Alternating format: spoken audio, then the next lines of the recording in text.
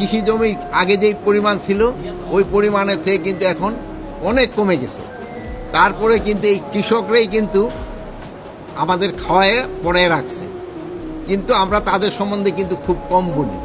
আপনারা জানেন যে এবার প্রায় এই বোরো ধান কিন্তু 15 লক্ষ টন বেশি হয়েছে। এবার হয়তো আমাদের আগামীতে হয়তো আমাদের মানে চাউল ইম্পোর্ট করতে নাও দরকার হতে পারে।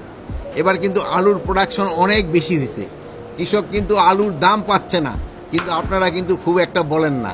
কিন্তু যে সময় গত বছর আলুর দাম অনেক বেশি ছিল সেই সময় আপনারা সমানে লেখছেন যে এই আলুর দাম এত বেশি, আলুর বেশি।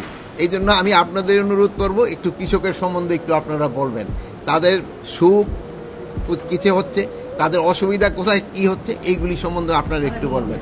যদি আপনারা জানেন যে এবারে পেঁয়াজের কিন্তু উৎপাদন অনেক বেশি হয়েছে, এটা কিন্তু কৃষকদের কন্ট্রিবিউশন এবং এটা আমাদের যারা রিসার্চে আছে তাদেরই কন্ট্রিবিউশন। তারপরে আপনি জানেন যে এবার গমের যদিও উৎপাদন গতবারের থেকে একটু বাড়ছে, কিন্তু অত বাড়ে নাই, কিন্তু তাও কিন্তু বাড়ছে, এটাও কৃষকের কন্ট্রিবিউশন।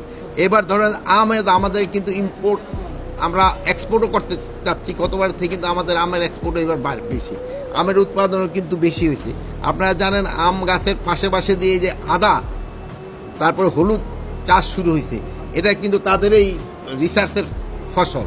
এখন এইগুলিতে কিন্তু আদা আমাদের হয়তো ভবিষ্যতে আদা ইম্পোর্ট করতে হবে কম, আমাদের হলুদ হয়তো ইম্পোর্ট করতে হবে কম, হয়তো একসময় আমাদের ইম্পোর্ট করতে হবে না।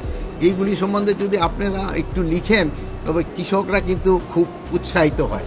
আর যেহেতু অনেক সময় ওরা কিন্তু টিভির সামনে বসে থাকে, ওরা হয়তো পেপারে ওরকম পড়তে পারে না, কিন্তু যদি ওদের একটু উৎসাহিত করেন আপনারা, তা আমি বলবো যে দেশের জন্য যেমন উপকার হবে, আমিও খুব খুশি হব।